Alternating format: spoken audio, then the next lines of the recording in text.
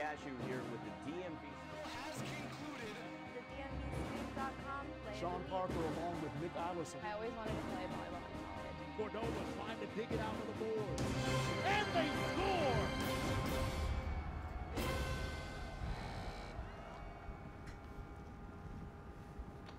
Hello everybody and welcome back into the Prep Zone, the place for all of your DMV high school sports. I am Brenton Randolph and I will be the host of today's episode, and I am joined today by David Dickerson of Hoop Kids, who's ready to talk some basketball. So how are you feeling, David? I'm good. Absolutely ready to go. All right, Okay. We're both excited and we've got a lot of basketball. This is going to be our first exclusive basketball episode of the Prep Zone, and with that we've got a bunch of reviews for you, including the Wise Eleanor Roosevelt game, a rivalry game between two teams in the state of Maryland. We're going to take a look at the Riverdale Baptist versus Virginia Academy game that I had a chance to go to yesterday. Pretty good one there.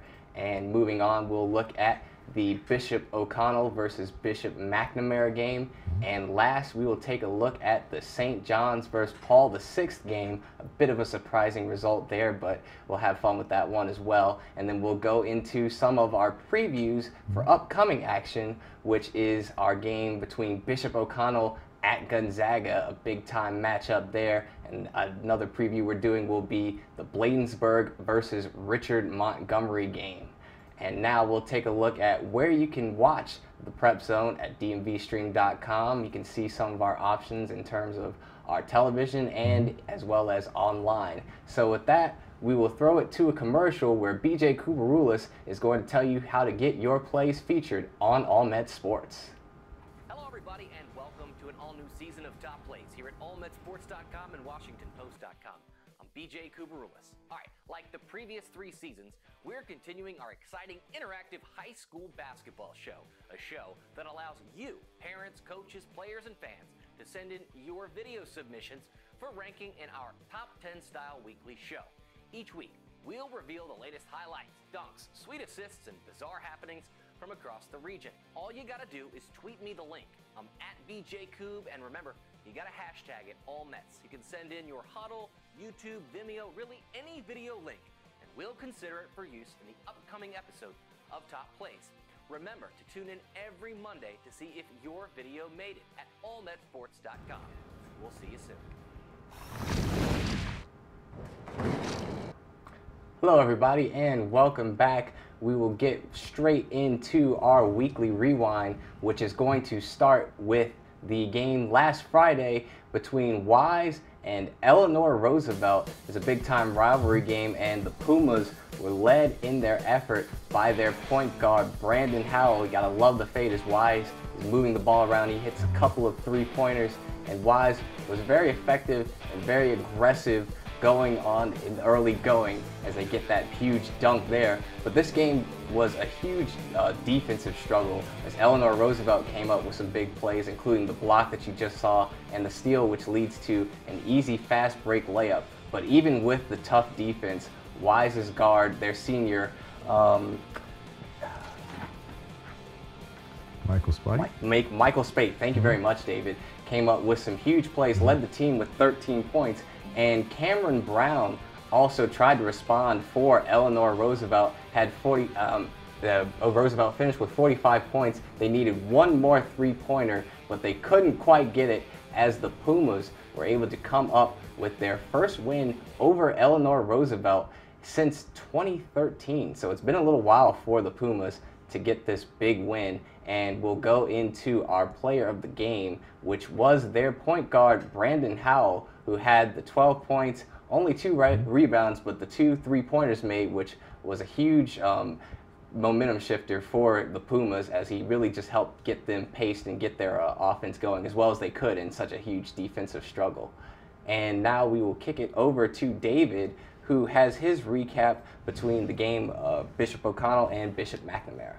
Well, yeah, very early WCAC battle that was between the two bishops, between O'Connell, which is of course here on the Virginia side, and Bishop McNamara in Upper Marlboro, Virginia. 63-49 score here. This game was a little interesting in that it was a bit of a defensive struggle early on. The big stat line was the fact that the game was tied at half. And looked like it was going to be slow going. Pace picked up a little bit. Matt Lewis played very well for O'Connell. DeMarco Bacon, Nate Watson, the Providence commit, the big 6'9" guy, chipped in with 9 points, and Dominguez Stevens, new young player there with 10 points. But O'Connell's more experienced. They're bigger and probably the best high school conference in the country here. But McNamara was playing without their most experienced player, point guard Jameer Moultrie, and Jameer's a LaSalle University commit. Very well coached. Marty Keithline has been there for a number of years. A little bit too much for the youth at McNamara out of the box. Very good pieces there at McNamara. But Jonathan McGriff, who is a sophomore, young man, has been in my program. The Mitchell twins, Makai and Mikkel, I always get them mixed up, both 6'8" guys, are still on the young side. They're sophomores. A little bit over their heads with O'Connell this time around. You never know in the WCAC. Yeah, and another guy that you mentioned, or another guy that was the player of the game for Bishop O'Connell in their win, was Matt Lewis, who had 19 points and 7 rebounds. So just tell me a little bit about what he brought to the table in that game. Well, Matt is primarily has not even been their featured guy. He's a very good player, getting a lot of playing time this year with the graduation of Aco Adams. But this young man can flat out play. Now, of those 19 points, actually 10 of them came on the line. And so that tells you, like what we were talking about before, we have players putting pressure on the defense, and they're either going to score or you're going to foul them in the process, and that's kind of what happened with Matt. Great game for him.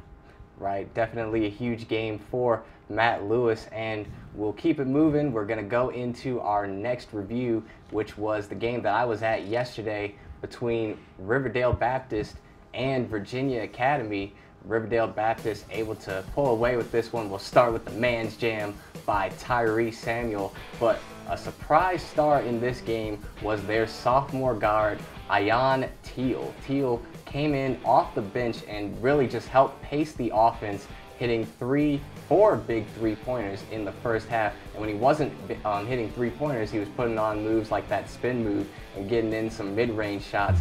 But Virginia Academy, even though they were down 22 at one point, they were able to cut into the lead and got it all the way back to within 5, thanks to their big man, Ejike Obina, as well as their point guard, Jaleel Jenkins, who really just led the charge. But in the end, Cyril Ogbuagu was able to come up with some big buckets in the second half. He finished with 12 points as well as 10 rebounds. He had an inside game and shows a little bit of the outside game there, foot on the line, so that was just a 2. And then we'll finish off with another man's jam as Riverdale Baptist was able to pull away and get the 73-58 victory over Virginia Academy. And for my player of the game in this one, we're going to go with the guy that I mentioned earlier, their sophomore guard, Ayan Teal, who had the 23 points, 5 three-pointers made.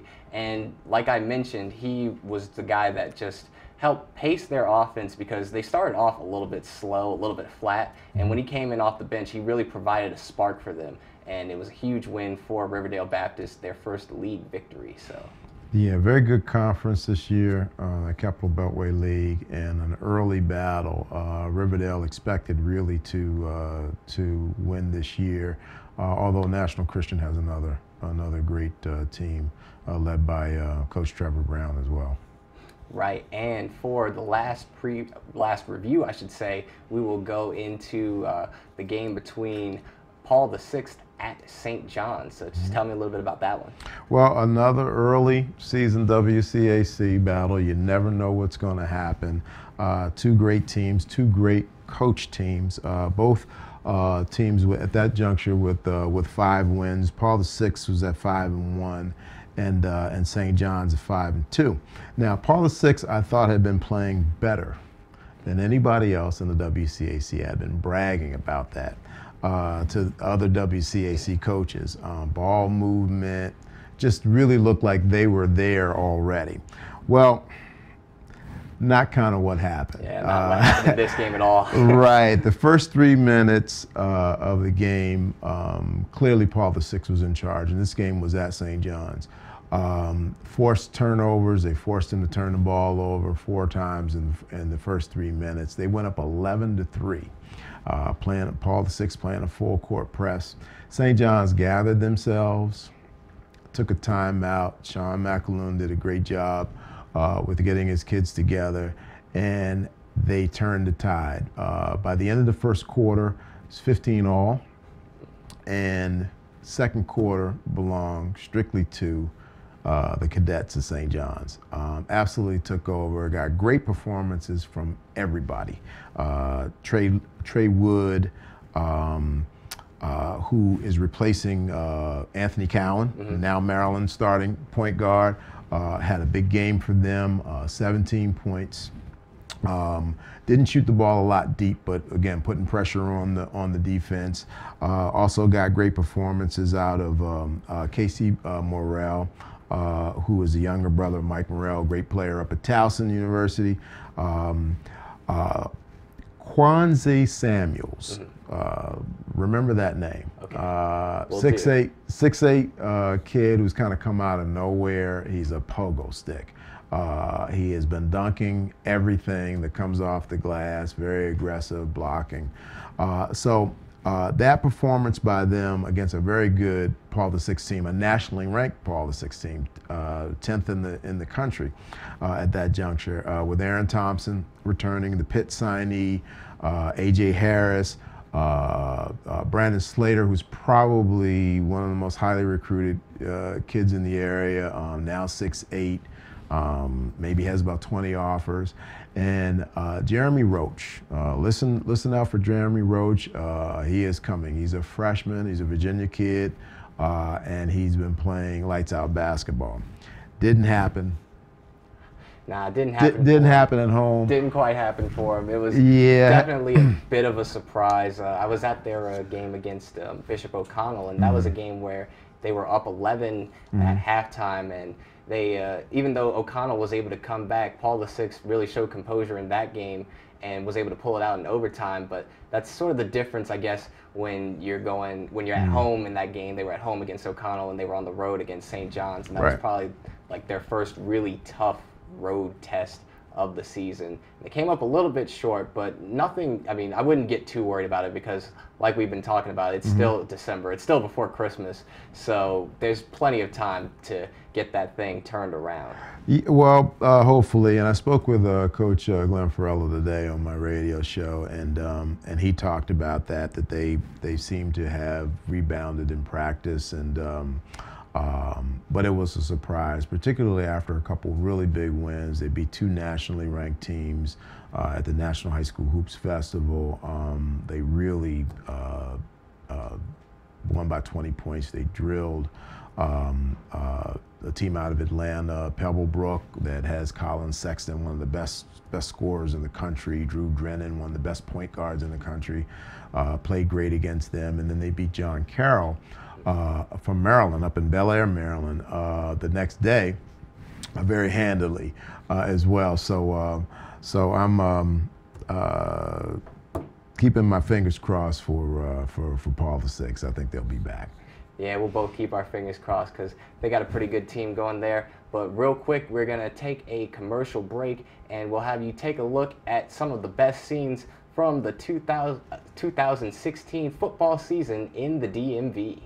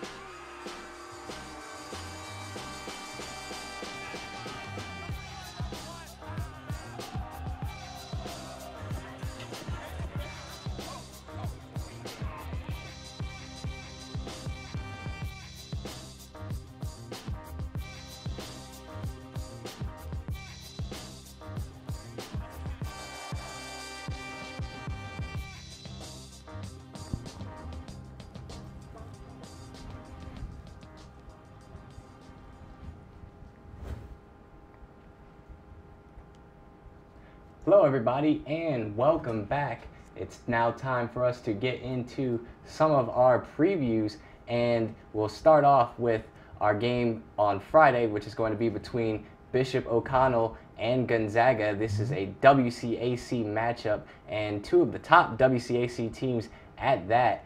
And well, we're going to look at some Gonzaga highlights first, and Gonzaga is led by their point guard Chris Likes. Likes is averaging around 19.8 points per game, including a big-time 33-point game against Dillard. And when you talk about these two teams, these are two of the top teams in the DMV, so I would expect for this to be a very impressive and fun matchup between both of these teams, and I'm not entirely sure who's going to win this one, to be honest with you. And when you talk about Bishop O'Connell, they are a team that I got a chance to see, I mentioned a little bit earlier, against Paul VI, and even though they lost, they displayed some impressive composure, being able to come back from 11 points down at halftime. And Bishop O'Connell has 4 players who are averaging double digits, and they're led by their guy Nate Watson, who is the big guy for their team. Their center, who's averaging close to 16 points per game. He's averaging over 8.5 rebounds per game. So we'll look to see him make a huge impact in this game. And if he can establish himself as a force, then they might be able to pull out this victory. Yeah, Gonzaga is small this year. One of my favorite teams with some of my favorite players in that program, but they're relatively small compared to O'Connell. Now, what has been happening is O'Connell sometimes has been disappearing. Their big presence, the Nate Watson, has been missing in parts of games. Yeah. And so Gonzaga, the most experienced team in the WCAC this year. Chris Likes in his 4th year, as you mentioned, now as a starter. And of course, Chris, 5'7" on a good day, just an unbelievable player, headed to the University of Miami.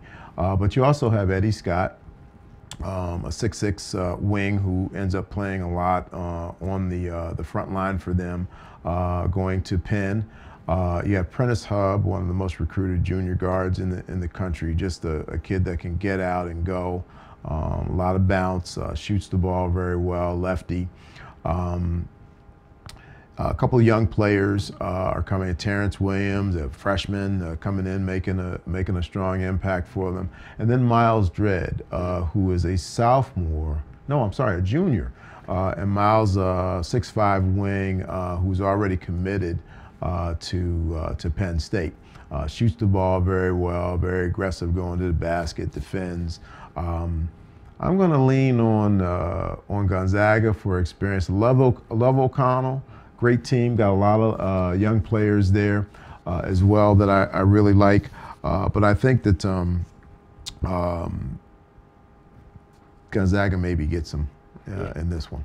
Yeah, so you think Gonzaga gets him? I might just play devil's advocate here. I might just have to go with Bishop O'Connell just because. And I think maybe Xavier Johnson, their guard, will have a big game in this one. He was somebody that really led the charge as O'Connell was able to come back in that game against Paul VI. And I think he'll be able to get it going. And I'm also going to say that Nate Watson, their big man, he won't disappear in this game. I'm just going to say that. That's just my feeling. I don't know. Right. I'm not really basing it off anything, but I just feel that way. Well, sometimes it's the defense that Nate doesn't. When they were able to get him the ball on low blocks, it's lights out. There's nothing that you can do. But some teams have had some success, keeping that ball away from him on the offensive side. I also like Jay Heath. They've Jay Heath, Xavier Johnson, who you mentioned, great young players. Maybe a stronger bench at O'Connell. Guys that are coming off the bench that in other situations would not be. These are Division I prospects. I mean, tons of D1 kids are in this particular game, so it's going to be fun to watch. Yeah, it definitely should be a very interesting one. We've got also another interesting game in the preview, and you're going to take over this one. This was a Bladensburg versus Richard Montgomery matchup. Yeah, this is going to be interesting because this is a rare Montgomery County versus Prince George's County game this early in the season. They never meet because of scheduling until playoff time until it's time to go into the state championship. Both off to a fast start. Richard Montgomery, maybe their best team in a couple years now, they're in the 4A, and of course Bladensburg is in the 4A, which is the biggest school division in Prince George's County. Well, let's just start with Bladensburg first. They have a point guard, Sherwin Devonish, who is really can play. Originally started as a freshman, Bladensburg, left Bladensburg, came to DeMatha, where he played JV, came back to Bladensburg this year to lead a very good cast over at Bladensburg this year. They're a really talented group. They've already had 2 good wins over both Suitland and Coolidge in the DCIAA. They're getting big play from a young man named Daniel Oladapo, not to be confused with Victor Oladipo. And he's scoring 26 points a game. I mean, he's really putting up some numbers. And then they have a shooting guard, a scoring guard over there that's very good as well, Anand Sanya, and he's adding another 20 points. So I would say that what Bladensburg is doing this year early on is going to put them in the upper echelon in the 4A, and the 4A is always loaded. Eleanor Roosevelt, you talked a little bit about before. Wise and Bowie are right at the top. It's anybody's game. Bladensburg is now in that conversation. Right, and it's going to be a very interesting matchup between 2 teams that you wouldn't expect or that don't normally meet each other so early. So just to maybe put you on the spot, who do you think is going to win this one? Well, I'm going to go with Bladensburg, and I want to touch on Richard Montgomery a little bit because I didn't say much about them. They are maybe as good as they've been in the last 4 or 5 years. Jordan Stover gets about 15 points a game and really balanced scoring. Darren Alexander gets 12. Jayshawn Hawkins gets 12. And then they have a big guy who's been doing some work for them on the defensive end, Zaire Mitchell-Payden. And Mitchell-Payden has been getting 12 as well. So it's a really balanced scoring across what Richard Montgomery does. Now, they haven't had the same kind of schedule that Bladensburg has had early. Okay. So that's why I'm picking Bladensburg. They've had one good win. They beat a good Episcopal team here out of Alexandria. But other than that, nobody on their schedule in Montgomery County matches up to what Bladensburg has already experienced. So my prediction, Bladensburg. All right, well, you heard it here first. David Dickerson is going with Bladensburg, and we are going to take a quick commercial break. But first, take a look at our Coach's Corner segment with head coach Mike Glick of Gwynn Park. Okay, I'm going to show a play that we've run that all great coaches do. They copy from other coaches. So this is what I did, and this is a copycat from Valparaiso, which was run about 15 years ago in the NCAA tournament. We call this play Valpo, and it's a play it's a last-second play that Homer Drew made famous back in the NCAA tournament. So what we're doing on this play is we've got probably under 5 seconds left. We're down by 1, 2, or 3, or maybe we're even tied. We take our best inbounder right there. Going to have somebody that has a really, really good arm that can make a read. We've been blessed for the last 3 years to have a Division I football player who is our quarterback make this pass. The next thing we do is we put our best point guard right there, opposite of the ball, right around the 3-point line. We take our starting center and we put him right on the opposite 3-point line, somebody that's big and tall. This year we're blessed to have KJ Freeland, who's a 6'6" center. And then we take our best shooters, being the 3 and the 2, and we put them right over half court. What we do is the 4-man, who's the inbounder, will fake a pass to the 1-man, and then he'll try to attempt to throw a lob pass to the 5-man. The 5-man is attempting to try to seal the defensive player. If the 5-man catches the ball, the 2 and the 3, they sprint right to the 3-point line, and then the 5-man can hit a kick-out 3 for the winner for the tie.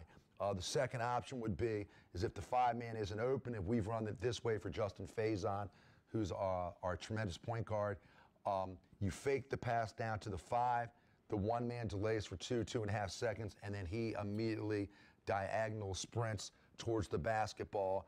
And now what you have is a direct pass being made on the run to your point guard, who now can dribble up the court and can make a pass to the 2 or to the 3 for a game-winning 3-point shot. And welcome back into the Prep Zone. Brendan Randolph here with David Dickerson, and we're going to take just a few minutes and get our final thoughts and talk a little bit about the All Met Sports Top 20 and talk about some of the teams that we see here. We'll focus a little bit on the top 5. So who do you like in the top 5, David? Well, I like everybody in the top 5. Gonzaga's awfully tough. They're at number 2 and very capable of taking that number 1 spot.